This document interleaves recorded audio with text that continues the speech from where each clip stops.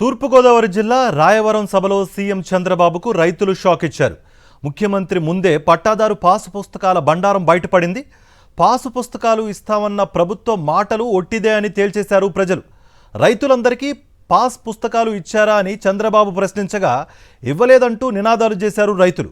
ఊహించని రీతిలో రైతుల సమాధానం చెప్పడంతో చంద్రబాబు కంగుతిన్నారు. వెంటనే తేరుకుని తప్పంతా అధికారులపై నెట్టేసే ప్రయత్నం చేశారు. సరిగ్గా ఆర్గనైజ్ చేయలేదంటూ జాయింట్ కలెక్టర్పై చంద్రబాబు సీరియస్ అయ్యారు. ఎమ్మెల్యేలు కూడా బాధ్యతగా వ్యవహరించాలని చంద్రబాబు అసంతృప్తి వ్యక్తం చేశారు. ఇప్పుడు అందరూ వచ్చారు, మీకు పట్టాదారు పాస్ పుస్తకాలు ఇచ్చారు, ఇచ్చుంటే చేతుల పైకెత్తండి, ఇచ్చిన రైతులు మాత్రం చేతుల పైకెత్తండి, పట్టాదారు పాస్ పుస్తకంతో చేతుల పైకెత్తండి. అంతేనా? కడ మిగిలిన వాళ్ళు వెనకాలండి వాళ్ళకి ఎవరికి లేవా? ఇవ్వలేదా? ఇంకా ఏంటమ్మా ఇవ్వలేదా? ఇస్తున్నాం సార్. కాదమ్మా, ఈ ఊర్లో ఉండే వాళ్ళందరికీ పట్టాదారు పాస్ పుస్తకాలు ఇచ్చారా లేదా? లేదు, ఇవ్వలేదు. ఏంటా చేసి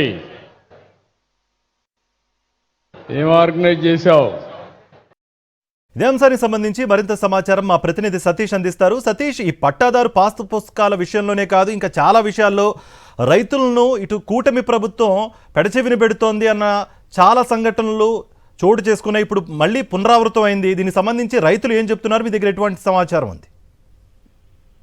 కార్తీక్, సాక్షాత్తు ముఖ్యమంత్రి చంద్రబాబు ముందే చంద్రబాబు ప్రభుత్వం ఏ విధంగా ప్రజల ముందు మోసం చేస్తుంది అన్న విషయం బండారం బట్టబయలైంది.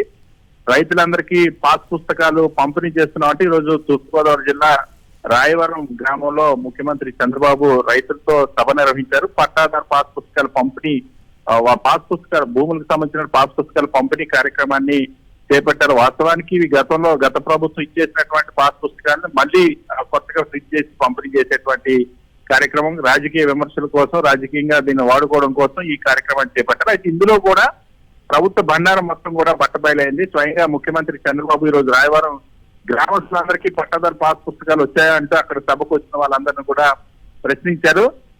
పట్టాదారు పాస్ పుస్తకాలు వచ్చిన వాళ్ళు చేతులెత్తాలని ముఖ్యమంత్రి చంద్రబాబు కోరారు. తీరా చూస్తే అక్కడ సభలో ఉన్న వాళ్ళు ఎవరికి కూడా కనీసం 10% మందికి కూడా అక్కడ పట్టాదారు పాస్ పుస్తకాలు రానటువంటి పరిస్థితి. రాలేదని స్వయంగా రైతులే నినాదాలు కూడా చేసిన పరిస్థితి. కేవలం ముందు కొద్ది మందికి వచ్చిన వాళ్ళని ముందు వరుసలో కూర్చోబెట్టి వెనకాల ఉన్న వాళ్ళు ఎవరికి కూడా పట్టాదారు పాస్ పుస్తకాలు అందలేదన్న విషయం బట్టబయలైంది. దీంతో కంగు తిన్నారు ముఖ్యమంత్రి చంద్రబాబు. నిండు సభలో ఆయన అడిగినటువంటి ప్రశ్నకి ఆయనకి పరాభవం ఎదురైనటువంటి పరిస్థితి. దీంతో జాయింట్ కలెక్టర్ పైన, ఎమ్మెల్యే పైన, అక్కడ ఉన్నటువంటి అధికారుల పైన ముఖ్యమంత్రి చంద్రబాబు చిరుబుర్లాడారు, అసహనం వ్యక్తం చేశారు.